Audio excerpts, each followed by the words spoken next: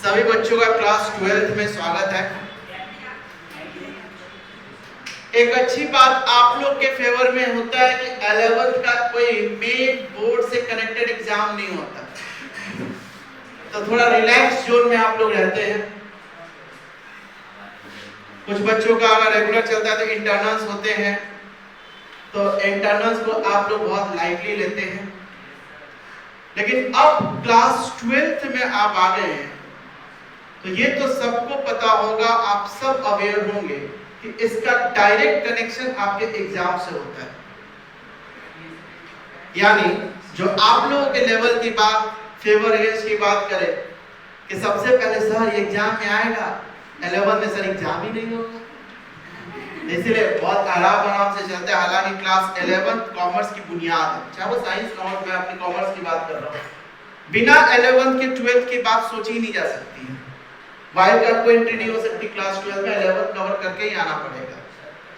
ठीक है जी, आपने 11 कवर किया, अब 12th में एंट्री हो चुकी है। 12th ना केवल आपके कॉमर्स का बेसिक को बेहतर करता है, एज वेल एज एग्जाम भी आपके इसी 12th बेस पे होने वाले हैं। तो दोनों तरीके से अब 12th में आपका अटेंशन बढ़ जाना चाहिए। एक एकेडमिक हम बेहतर बने इसके लिए जरूरी, और दूसरा कि भाई एग्जाम इसी से कनेक्टेड है, अगर यहां गड़बड़ी हुई तो डायरेक्ट इंपैक्ट आपके मार्कशीट पे पड़ जाएगा। और मैं किसी तरह का कोई भ्रम हो, रिमोट हो, तो सबको पहले क्लियर करना चाहता हूं कि जो बच्चा पढ़ता है और कॉपी में लिखता है, नंबर उसी को मिलते हैं। तो ये सोचे कि सीबीएसई में तो 90% तो यूं ही आ जाते हैं। तो मैं इसी क्लास की बात करता हूं कि क्लास टॉपर, डिस्ट्रिक्ट टॉपर भी इसी क्लास से निकले हुए, 90% प्लस की इसी क्लास से आते हैं, और क्रॉस भी इस क्लास के बच्चे को लगता है, 40 के लाले पड़ जाते हैं। तो किसी तरह का मन में कोई भ्रम हो कि यूं ही कर जाएंगे और एग्जाम में हम अच्छे नंबर ले आएंगे, तो सर ये भ्रम दूर कर लीजिएगा। जो बच्चा पढ़ेगा वही बच्चा मार्क्स गेन करेगा, और ये पढ़ाई कंसिस्टेंटली आपकी चलनी चाहिए। Consistently in the sense first class to till the exam. Last महीना 2 महीने में एकदम से, क्योंकि आपने भी देखे होंगे, कुछ पूछे सर अकाउंट्स के 3 वॉल्यूम है, सर उसमें तो एक ही था, मैं तो 3 वॉल्यूम है, और 3 एक से एक बढ़कर एक होंगे, पूरा लेवल बढ़ चुका है। तो तीनों लेवल को आप सोचिए, 3 बुक को ही अगर बात करें तो लास्ट के 3 दिन या 3 महीने में कवर नहीं कर पाइएगा।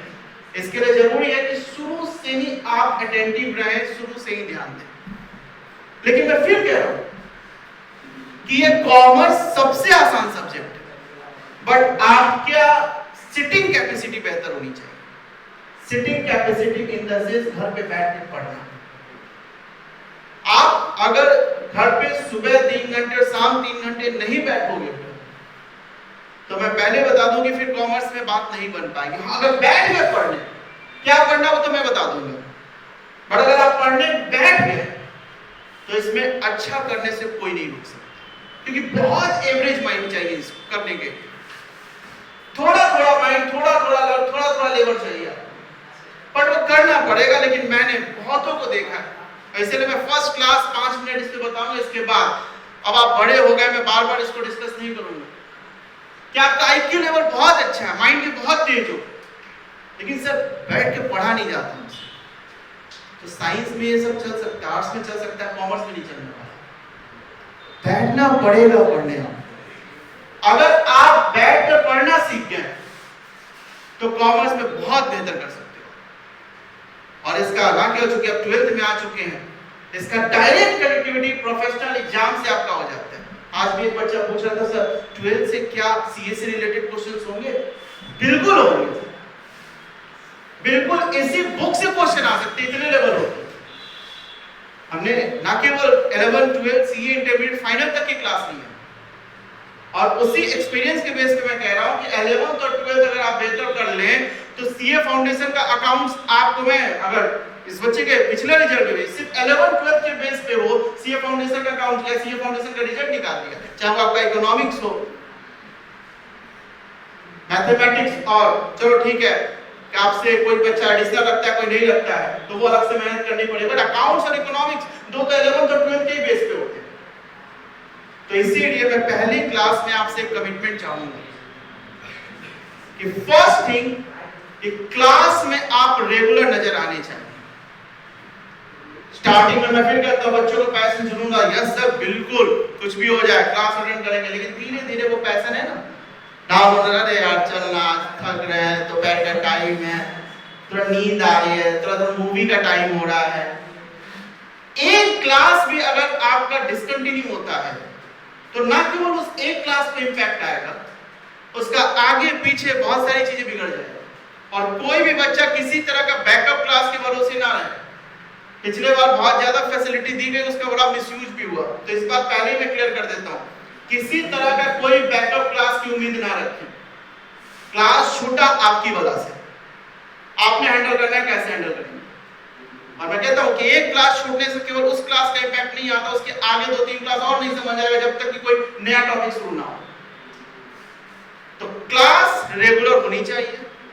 और दूसरा, जो भी पढ़ के गए, मैंने कहा ना, घर पे जाके 3 आवर्स, चाहे वो होमवर्क के लिए हो या घर पे बैठ के पढ़ने के लिए हो, 3 घंटा एटलीस्ट आप जरूर पढ़ने बैठे। मैं फिर कह रहा हूं कि वैसे तो सुबह 3 घंटा, शाम 3 घंटा, इतना जरूर बैठना आपको पढ़ने बैठना चाहिए। बट एटलीस्ट मेरे पेपर के लिए जो मैंने आपको होमवर्क दिया उसको करने के लिए कम से कम 3 घंटा आपका पढ़ाई का शेड्यूल जरूर होना चाहिए। और उस शेड्यूल में देखिए किसी तरह का और एक्टिविटी या और इंटरफेरेंस नहीं होना चाहिए। वो पढ़ना है तो मुझे पढ़ना है। टाइम आपका 5 to 8 है तो 5 to 8 में कोई फ्रेंड नहीं आना चाहिए, कोई घर का काम नहीं होना चाहिए, उस समय सिर्फ पढ़ाई होनी चाहिए। तो 2 चीजें मैंने आपसे बात की, एक क्लास में रेगुलर रहना और दूसरा 3 घंटे कम से कम मेरे होमवर्क के लिए समय जरूर देना। बताइए जी, आप इसके लिए तैयार हैं? आवाज नहीं आई सबकी, अभी भी ढीली आवाज है, अब जाके कुछ असर है। तो प्लीज अगर आप अपने कमिटमेंट पे पक्के रहें तो मैं प्रॉमिस करता हूं, श्योर करता हूं कि फिर आपको कॉमर्स पढ़ने में खूब अच्छा मजा आएगा और बहुत अच्छा रिजल्ट आएगा। लेकिन अगर इसमें कमी हो गई, आप अपने हिस्से की ईमानदारी रखिएगा, इसमें कमी हो गई तो रिजल्ट पे डायरेक्ट इंपैक्ट पड़ने वाला है। क्योंकि मैं फिर कह रहा हूं, क्लास 12th का डायरेक्ट कनेक्शन आपके एग्जाम और रिजल्ट से होने वाला है। 11th में बहुत हो गया सर, एग्जाम थोड़ी होने वाला, एग्जाम थोड़ी होने वाला। हालांकि मैं कहते कहते थक गया, ये बुनियाद है, ये बेस है। लेकिन अब 12th में तो वो भी कहने की जरूरत नहीं है भाई, डायरेक्ट कनेक्शन इसका एग्जाम से होने वाला है। तो चलिए, ऑनलाइन में कुछ बच्चे जुड़ गए हैं, मुझसे आदित्य, सबको गुड आफ्टरनून। चलो बेटा देखो, फर्स्टली जो आपका क्लास 12th है,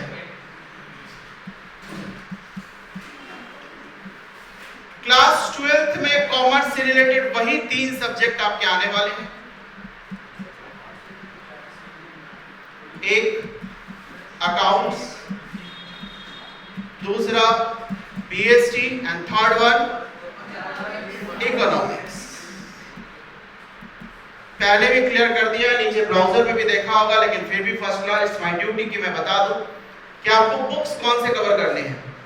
तो अकाउंट्स के लिए जो आप बुक्स लेंगे, डी.के. गोयल, बहुत बच्चे ले भी चुके होंगे, सेम जो 11th में आपने बुक कवर किया था उसी ऑथर, उसी पब्लिशर का आपका बुक 12th में भी चाहिए। बीएसटी आप कवर करते होंगे आर.के. सिंगला का, और इकोनॉमिक्स होता होगा आपका ओडी एंड चैन। ठीक है जी, यही बुक आपने परचेज करना है। क्लास आपको पता है, accounts my self CA Anand Mohan, यानी आनंद के साथ आप अकाउंट करेंगे, आनंद मोहन के साथ।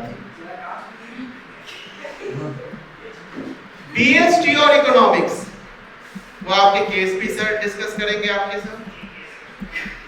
और सबसे पहले सीए केएसपी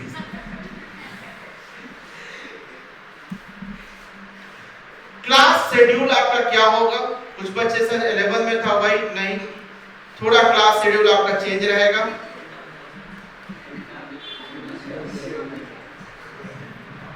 देखो बेटा, अकाउंट्स जो है वो मंडे, ट्यूसडे और वेडनेसडे। पहले रिवर्स था, पहले थर्सडे, फ्राइडे एंड संडे हमारा अकाउंट्स होता था। अब 12th में अकाउंट्स होगा मंडे, ट्यूसडे और वेडनेसडे। बीएसटी सैटरडे को, सॉरी आपका सैटरडे तो आप में नहीं आता ना, सैटरडे वैसे ही छुट्टी रहेगी जैसे पहले होता था। और इकोनॉमिक्स 2 दिन होता है, थर्सडे एंड फ्राइडे। ये आपका क्लास शेड्यूल रहेगा। सैटरडे आपका हॉलीडे रहेगा।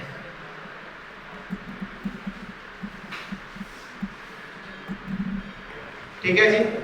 तो आज चूंकि मंडे है उसके लिए हम लोग अकाउंट्स करने के लिए बैठे हुए हैं। आइए कहानी शुरू करते हैं हम लोग 12th की अकाउंट्स की।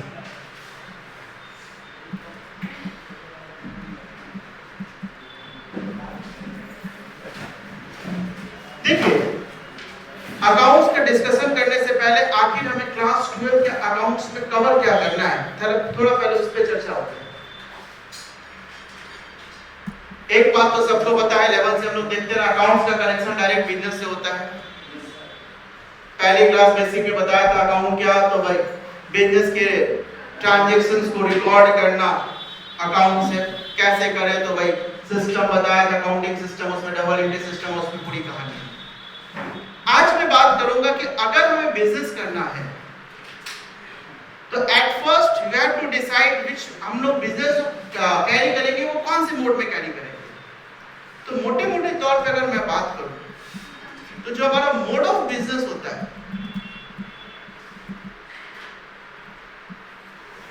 वो आपका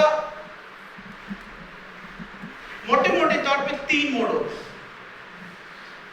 एक पहला प्रोप्राइटरशिप,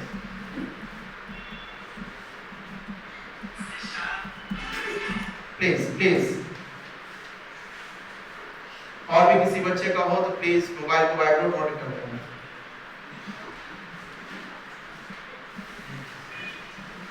इसके अलावा एक मोड होता है हमारा पार्टनरशिप, इसे नोट करते चलेंगे आप फ्रेश पेज पे, फ्रेश कॉपी में। जो हमारा मोड ऑफ बिजनेस होता है, एक proprietorship, second one partnership and third one company. ये 3 मोड आपके बिजनेस के होते हैं। जब भी हम बिजनेस कैरी करने की बात करते हैं तो किस मोड में हमें बिजनेस कैरी करना चाहिए, हम पहले वो मोड डिसाइड करते हैं। नॉर्मली हमारे पास 3 मोड होते हैं, प्रोप्राइटरशिप, पार्टनरशिप और कंपनी। क्लास 11th की बात करूं मैं तो क्लास 11th में हमारा पूरा डिस्कशन सिर्फ और सिर्फ प्रोप्राइटरशिप पे रहा है। ये कवर हुआ है हमारा क्लास 11th। जैसे में आपने जो जर्नल पढ़ा, लेजर पढ़ा, ट्रायल बैलेंस, फाइनेंशियल स्टेटमेंट, ये सारे जो चैप्टर एक्सेप्ट और भी जो बिल्स वगैरह जो भी बात की हमने, वो किस आपके बिजनेस कंसर्न के लिए घूम रहा था, तो ओनली प्रोप्राइटरशिप। 11th में ना कभी भी पार्टनरशिप या कंपनी की बात नहीं की गई है, सिर्फ और सिर्फ प्रोप्राइटरशिप बिजनेस की बात की गई है। लेकिन अब जो आप क्लास 12th में आए हैं तो अब 12th में जो सेकेंड और थर्ड मोड है यानी पार्टनरशिप और कंपनी, इनके बारे में हम लोग डिस्कस करेंगे। इसकी अकाउंटिंग कैसे मेंटेन की जाएगी, ये बात करना है हमें क्लास 12th। तो सबसे पहले मैं बता रहा हूं कि आपकी क्लास 12th में पढ़ना क्या है। तो हमने बताया कि भाई बिजनेस के 3 मोड जो मेन होते हैं, प्रोप्राइटरशिप, पार्टनरशिप और कंपनी। तो उसमें हमने प्रोप्राइटरशिप से रिलेटेड सारे डिस्कशन हमने किए थे कब, तो सिर्फ क्लास 11 केवल प्रोप्राइटरशिप। इसीलिए वर्ड प्रोप्राइटरशिप यूज करने की जरूरत भी नहीं पड़ी थी, सीधा आपने journal, ledger, trial balance, financial statement, depreciation वगैरह सब पढ़ा, पर उसमें सिर्फ एक बिजनेस के बारे में बात की जा रही थी कि राम का बिजनेस है, श्याम का बिजनेस है, मोहन का है, रोहन का है, सोहन का है। हाँ जी, प्रोप्राइटरशिप का मतलब क्या? ऐसा बिजनेस जो किसी एक सिर्फ और उसका ऑनर एक सोल पर्सन द्वारा बिजनेस कैरी किया जाए, वो प्रोप्राइटरशिप है। पार्टनरशिप क्या? तो जहां मोर देन वन पर्सन अगर एक साथ मिलकर बिजनेस करे, more than one person in the sense as a owner, तो फिर वो बिजनेस पार्टनरशिप बन जाता है। फिर यही ऑनर अगर आप बढ़ाते हो, क्योंकि पार्टनरशिप की लिमिटेशन है मैक्सिमम 50% एसोसिएट कर सकते हो, उससे ज्यादा नहीं। उससे ज्यादा लोगों को जोड़कर अगर आप बिजनेस करना चाहते हो एज अ ऑनर, तो फिर कंपनी का रूप लेना होगा। तो प्रोप्राइटरशिप का बिजनेस कैसे कर, उसके अकाउंटिंग, ये तो बात हो गई 11th में। अब पार्टनरशिप या कंपनी की बिजनेस चल रही है और उसका हमें अकाउंटेंट बनाया जाए, तो how to maintain such accounting, उसकी अकाउंटिंग कैसे मेंटेन होगी, वो हमें सीखना है। इन एडिशन टू एक और organization which is not called a business, because बताइए बिजनेस का मेन मोटिव क्या होता है? प्रॉफिट अर्न करना, वो बिजनेस होता है। लेकिन ऐसे भी ऑर्गेनाइजेशन होते हैं जिसका ऑब्जेक्ट प्रॉफिट अर्न करना नहीं होता, such organisation is called non profit organisation. तो एक फोर्थ वन, जैसे ये नंबर 1, नंबर 2, नंबर 3 हो गया, इन एडिशन टू, इसलिए बिजनेस में हमने नहीं रखा, एक और आपको ऑर्गेनाइजेशन कवर करना होगा, नंबर 4, नॉन प्रॉफिट ऑर्गेनाइजेशन, जिसको शॉर्टली हम लोग बोलते हैं एनपीओ। इस बिजनेस को भी हम, ये बिजनेस बेसिकली नहीं बोलेंगे क्योंकि इनका प्रॉफिट अर्न करना मोटिव नहीं होता, पर इनकी भी अकाउंटिंग कैसे करें वो हमें क्लास 12th में सीखेंगे। तो ये भी कहां कवर होने वाला है? ये भी आपका कवर होगा class 12th। Non profit organisation. तो आज जो हम लोग शुरू करेंगे, इसमें सबसे पहला चैप्टर यही हम लोग स्टार्ट करने वाले हैं, नॉन प्रॉफिट ऑर्गेनाइजेशन। अभी पूरी हो, उसमें मीनिंग, एग्जांपल सब कुछ बताएंगे। तो हम लोग चैप्टर ही शुरू करते हैं। पहले ये ओवरव्यू ले लिया कि मेनली हमें कवर जो करना है पार्टनरशिप, कंपनी और एनपीओ, इन तीन चीजों की अकाउंटिंग कवर होगी आपकी क्लास 12th में। तो आइए हम लोग पहला चैप्टर शुरू करते हैं। नेक्स्ट पेज पे आप हो गया नोटिंग बेटा? हेडिंग डालिए आप, हेडिंग डालेंगे नॉन प्रॉफिट ऑर्गेनाइजेशन, शॉर्टली हम इसे बोलते हैं एनपीओ। पेज पे हेडिंग डालिए।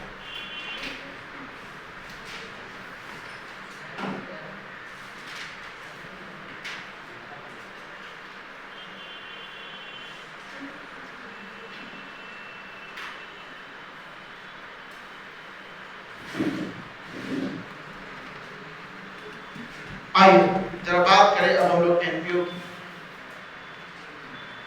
देखिए बहुत कुछ मीनिंग तो उसके नाम से क्लियर होता है कि वर्ड जो देखते हैं नॉन प्रॉफिट ऑर्गेनाइजेशन, तो नाम से अगर कोरिलेट करें, ऐसा ऑर्गेनाइजेशन जिसका ऑब्जेक्ट, जिसका मोटिव प्रॉफिट अर्न करना नहीं हो, such is called non profit organisation.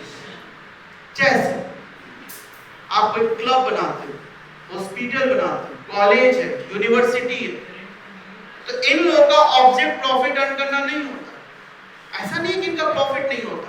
आप जैसे देखिए अलायंस क्लब है, कई बार वो चैरिटी शो भी करवाती है।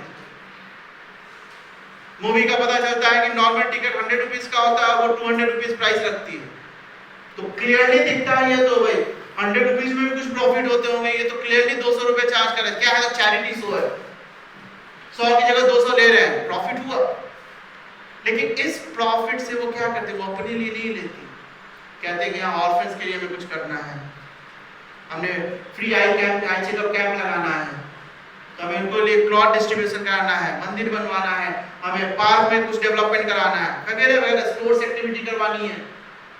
इस तरह के किसी भी social, religious, art and culture, किसी के भी डेवलपमेंट में अगर काम करेगी, अपने लिए वो पैसा यूज नहीं करेगी। तो ऐसी कोई ऑर्गेनाइजेशन है तो उस ऑर्गेनाइजेशन को हम कहते हैं नॉन प्रॉफिट ऑर्गेनाइजेशन। ऐसे बहुत से ऑर्गेनाइजेशन, कोई क्लब है, कोई आपके मंदिर डेवलप करने के लिए, मंदिर बनाने के लिए, जैसे यहाँ पे वैष्णो देवी मंदिर बना, एक ट्रस्ट बना, उसी के तहत आपका वो मंदिर डेवलप हुआ। तो ये कहीं ना कहीं ये सब किस में आते हैं? आपके नॉन प्रॉफिट ऑर्गेनाइजेशन। इंक्लूडिंग इस प्रोफेशनल की भी अकाउंटिंग सिमिलर टू एनपीओ के तहत ही होती है।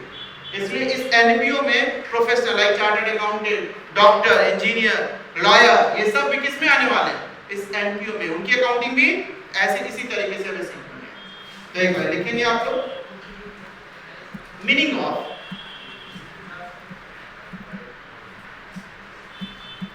एनपीओ। शॉर्टली हम इसको क्या बोलेंगे? NPO, non profit organization. उसी को शॉर्ट में बोलते हैं एनपीओ। देखिए, non profit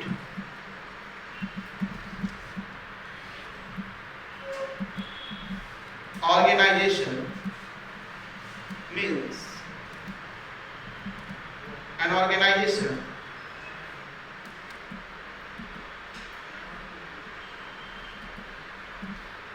which object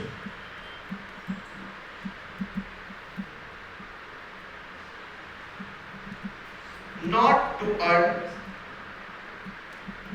profit.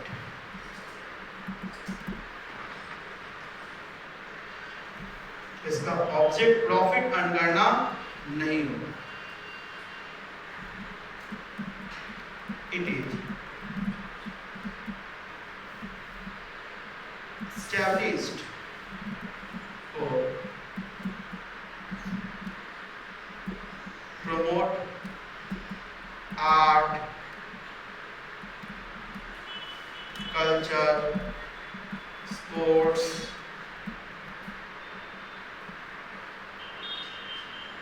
etc. and render services to society and its members. Establish किया जाता है किसी आर्ट, रिलीजन, कल्चर, स्पोर्ट्स को डेवलप करने के लिए, प्रमोट करने के लिए। और ये जो सर्विस सेवा करती है किसकी? तो समाज की, सोसाइटी की, या अपने मेंबर्स की। जैसे क्लब वगैरह बनाए जाते हैं तो जो उसके मेंबर होते हैं उसको फैसिलिटी देती है वो। तो ये सर्विस जो प्रोवाइड करती है वो सोसाइटी और अपने मेंबर की। फॉर एग्जांपल,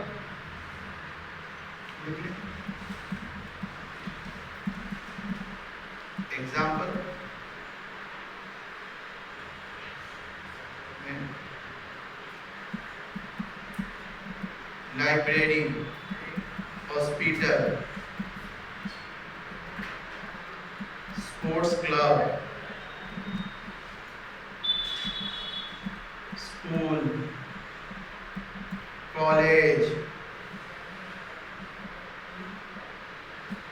यूनिवर्सिटी,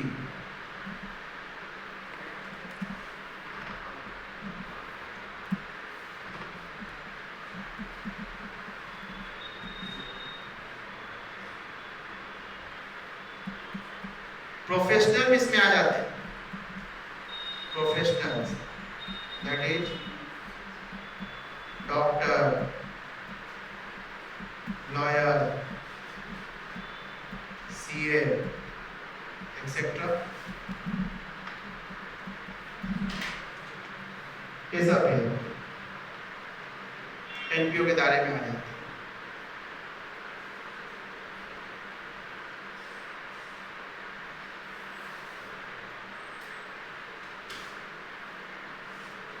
एनपीओ का मीनिंग क्लियर हो रहा है?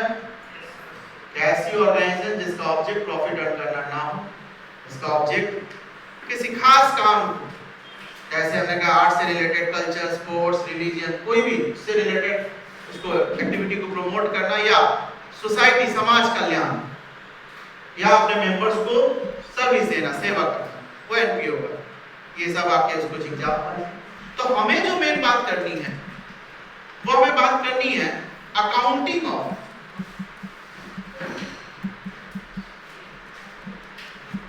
एनपीओ। एनपीओ की अकाउंटिंग, हम तो खैर अकाउंटेंट, हर बात की अकाउंटिंग करनी है, तो एनपीओ का मीनिंग समझा, लेकिन मेन फोकस हमारा कहां होगा कि किसी एनपीओ की अकाउंटिंग कैसे करें। तो इसके अकाउंटिंग के रिस्पेक्ट में बात करें तो मेन फोकस हमारा फाइनेंशियल स्टेटमेंट पे करना है। जैसे अगर मैं फाइनेंशियल स्टेटमेंट की बात करूं, हाँ जी, नाम तो सुना होगा आप लोगों ने। तो फाइनेंशियल स्टेटमेंट के केस में अगर बात करें तो एक तरफ होता है हमारा normal business,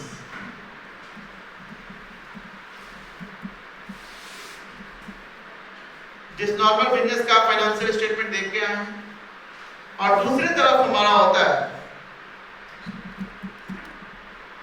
non profit organisation.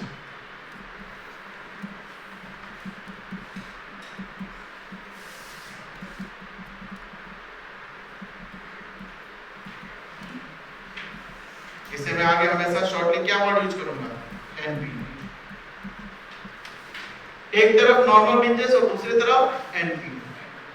जब फाइनेंशियल, इसी में फर्क है, इसीलिए फाइनेंशियल स्टेटमेंट ही कवर करना है।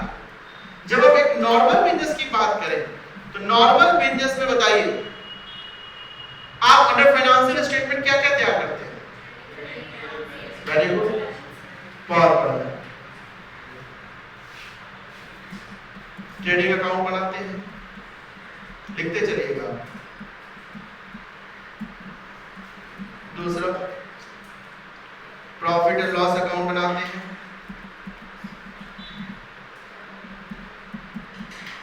And third one balance sheet बनाते हैं, ट्रेडिंग पीयर बैलेंस। लेकिन वही जब हम लोग बात करेंगे अगर एनपीओ की, तो पहला डिफरेंसेस तो यही आ जाता है कि जब हम बात करेंगे एनपीओ का फाइनेंशियल स्टेटमेंट तैयार करो तो इसके फाइनेंशियल स्टेटमेंट में आप क्या बनाइएगा, ध्यान दीजिएगा। फर्स्ट वन, आप यहाँ ट्रेडिंग पीयर नहीं तैयार करते, यहाँ तैयार कीजिएगा रिसीप्ट एंड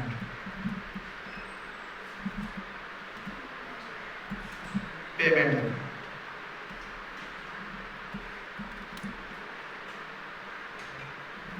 नंबर 2, यहां तैयार कीजिएगा इनकम एंड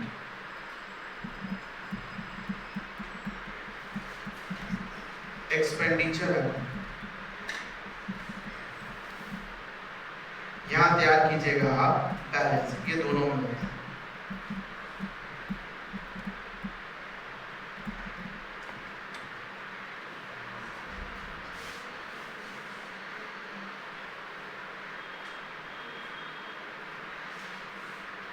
तेरी नॉर्मल बिजनेस का आपका फाइनेंशियल स्टेटमेंट कहा गया तैयार करने के लिए, तो आप उसमें क्या तैयार किए, ट्रेडिंग अकाउंट, पीएल अकाउंट और बैलेंस।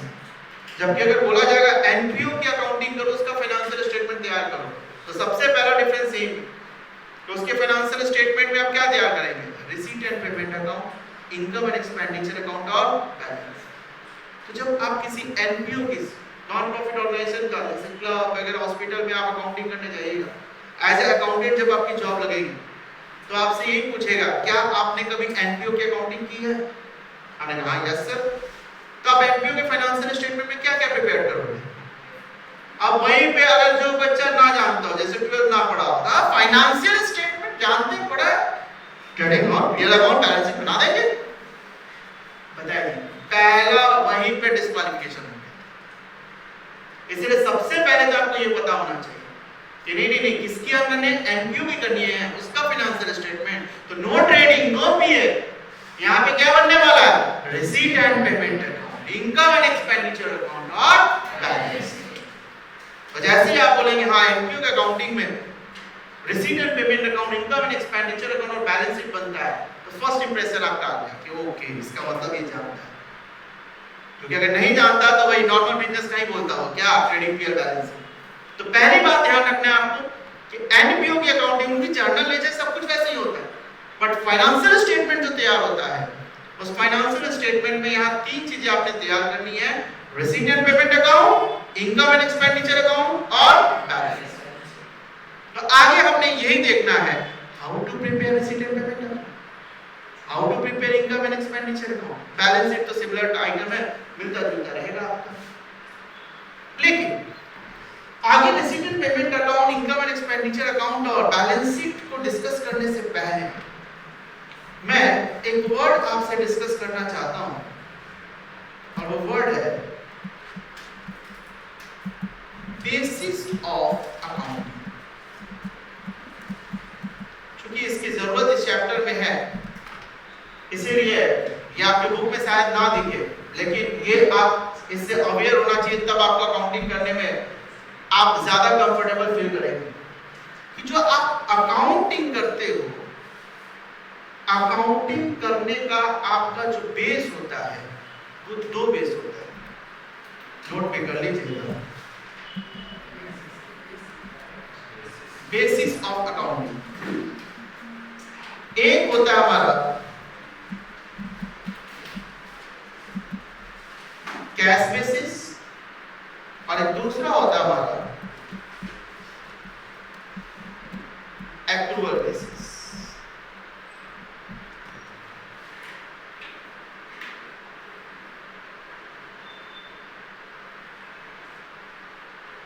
अकाउंटिंग का दो बेस, कैश बेसिस और दूसरा एक्रूअल बेसिस। अब सर इसमें क्या फर्क? हालांकि आपने अकाउंटिंग तो 11 से शुरू कर दी, सच पूछो तो बेस की जरूरत तो वहीं से शुरू हो गई, लेकिन उस समय तक जरूरत नहीं थी, इसलिए बहुत ज्यादा डिस्कशन नहीं हुआ। लेकिन अब इसका डिस्कशन का उचित वक्त आ चुका है। क्या आप अकाउंट जो रिकॉर्ड करते हो उसका दो बेस, कैश बेसिस और एक्रूअल बेसिस, दोनों में से किसी को अपनाया जा सकता है। अब सर इसमें फर्क क्या है? जैसे आइए एक मैं छोटा सा आपके सामने एग्जांपल ले रहा हूं।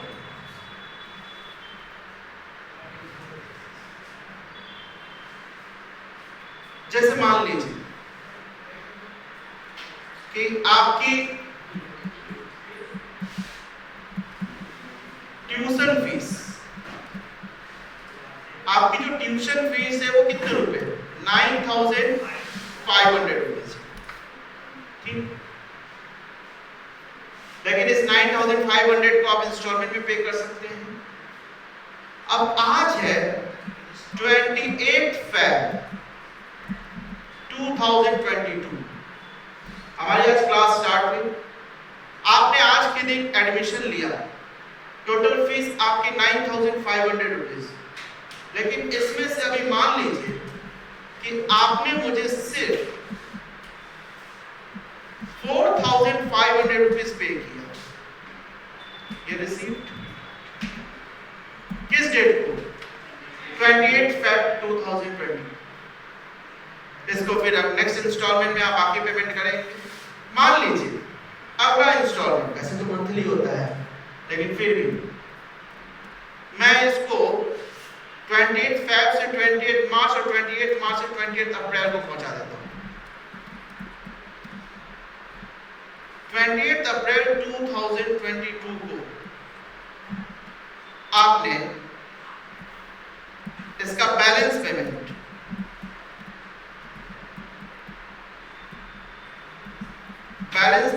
आपने ₹5,000 आपने पे किया। अजी हो सकता है। अब इस बीच में आपको पता है कि इस बीच में एक डेट आया होगा, और वो डेट होता है 31 मार्च 2022। हाँ जी, ये दिन कौन सा दिन है? Closing of accounting year, closing of financial year. यानी इस डेट को हमारा फाइनेंशियल ईयर कंप्लीट हो रहा है।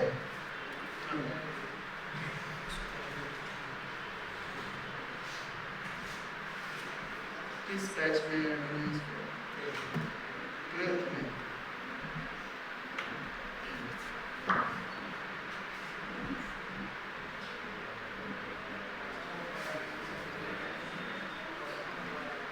एक बच्चे को ऐड करना है, अभी उसका पेमेंट आया है, इसलिए रिक्वेस्ट है। कौन से राज्य का? झारखंड का?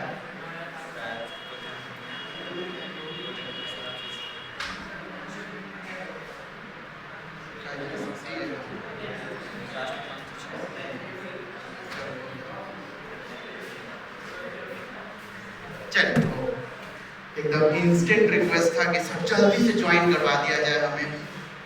है आइए देखिए, तो हम लोग बात कर रहे थे कि 28 फैब को हमने न्यू बैच स्टार्ट किया जिसकी ट्यूशन फीस हमारी 9500, लेकिन आपको पता वो एक बार में पेमेंट आया नहीं। उसने 28 फैब को 4500 पेमेंट किया और बैलेंस पेमेंट को 28 अप्रैल को पेमेंट आया। इस बीच में हमने कहा 31 March 2022 that is my closing of financial year.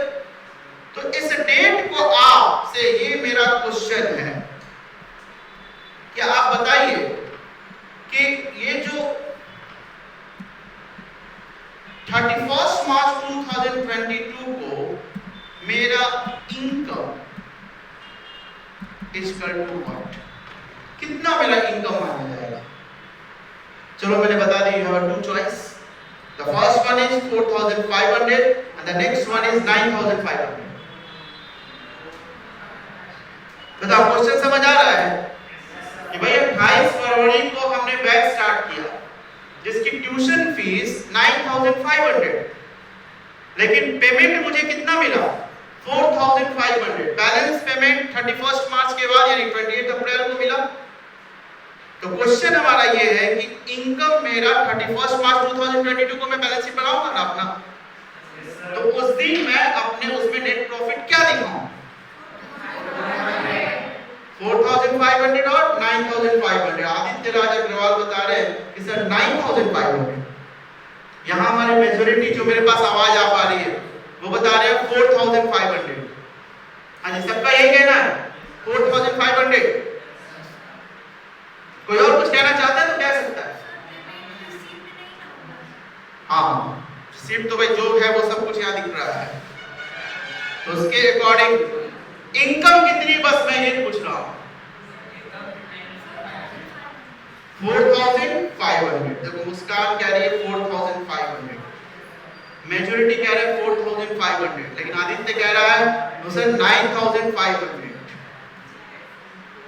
आइए ध्यान से समझिए, दोनों करेक्ट। 4500 और 9500 बोथ आर करेक्ट। आपने बस बेस अलग अलग लिया है। वेरी गुड बेटा। देखो बेटा यहां पे अगर मैं यहां कहता हूं इस इनकम के बारे में, या अगर मैं ये कहता हूं कि सर इनकम मेरा 4500 हुआ, अगर ये इनकम मेरा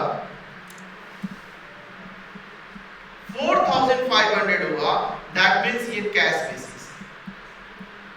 इसका मतलब आप फोकस करो कैश बेसिस को कंसीडर करो।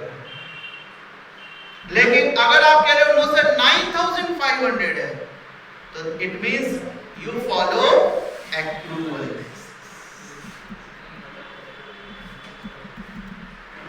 बताओ समझ आ रही है बात? एक्रूअल का मतलब होता है कि इनकम मेरा एक्रूड हो गया, मिला ना मिला डजंट मैटर। और सिंपल वे में बात करूं, नगद या उधार इनकम हो गया। लेकिन कैश बेसिस कहता है कि no no no no, only cash. जो कैश में आना और कैश में जाना होगा मैं उसी को कंसीडर करता हूं, उधार नहीं चलेगा। तो as per your cash basis कहता है इनकम इज अंडर वो कि as on 31 March 2022 for the year 31 March 2022 की बात कर रहा हूं 4500। लेकिन एक्रूअल क्या बोलेगा कि no no no no, income तो एक्रूड हो चुका है, जन्म हो चुका उसका, आया या नया अलग बात है। 9500 समझ आ रहा है? इसको नोट कर लीजिए।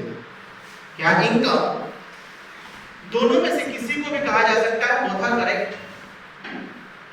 4500 वो आपका कैश बेसिस है और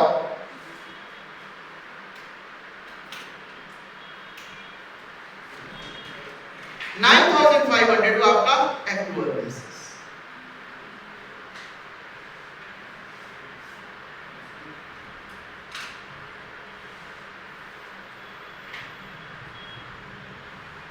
ठीक है जी। लेकिन सच पूछिए तो मैं आपसे उम्मीद करता था कि आप मुझे एक्रूअल बेसिस बताओ, 9,500। हालांकि मैं फिर कह रहा हूं गलत नहीं है 4,500।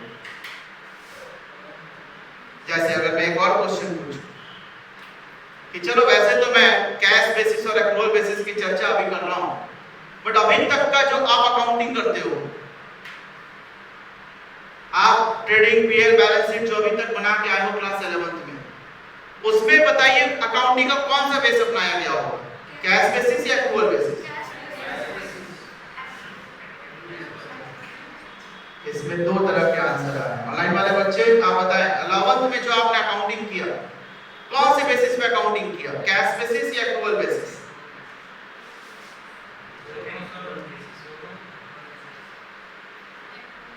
Very good, only accrual basis.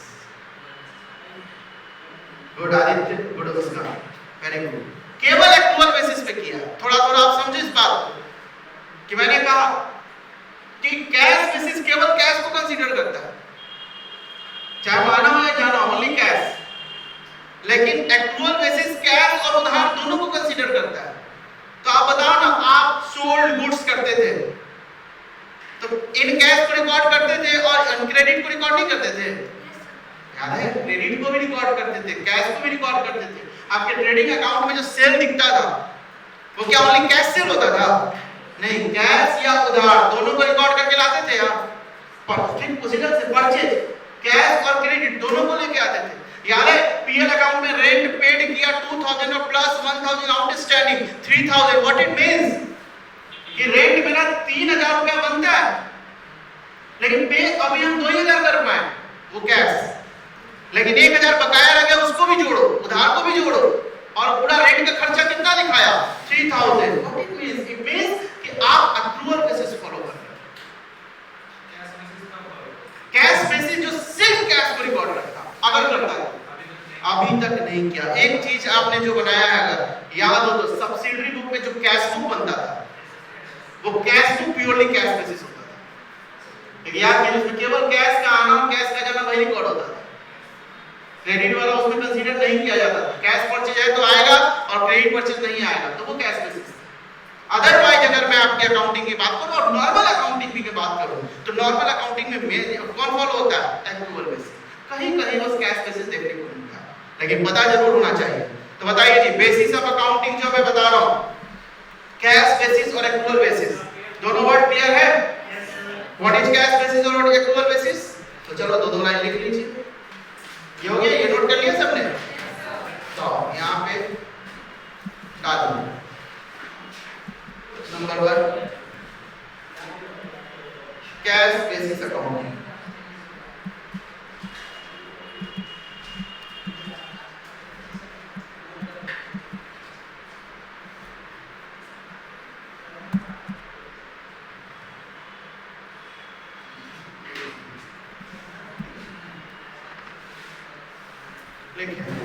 Under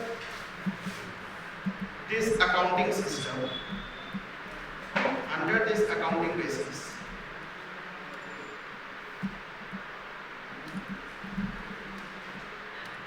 record only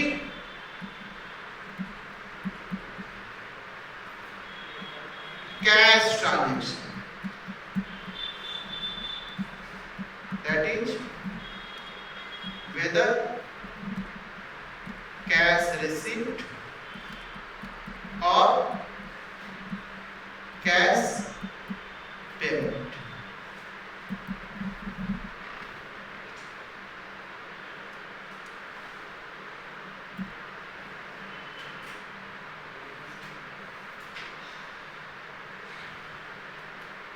ठीक है जी, चाहे कैश का आना हो या कैश का जाना, सिर्फ रिसीट को ही मत ध्यान में रखिएगा, पेमेंट भी उधार वाला को नहीं, सिर्फ कैश वाले को रिकॉर्ड किया जाएगा। ठीक है जी। लेकिन दूसरा accrual basis account,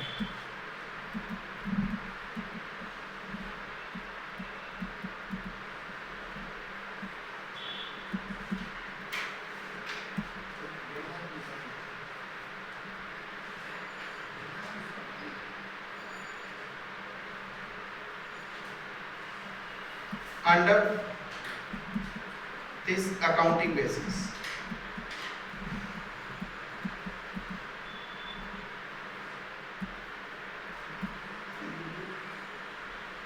Under this, record all the transactions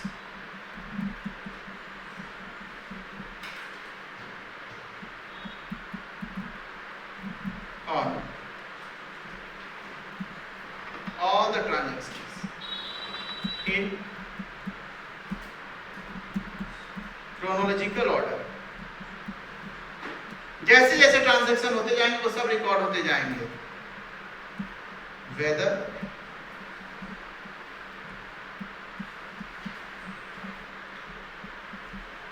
such transactions made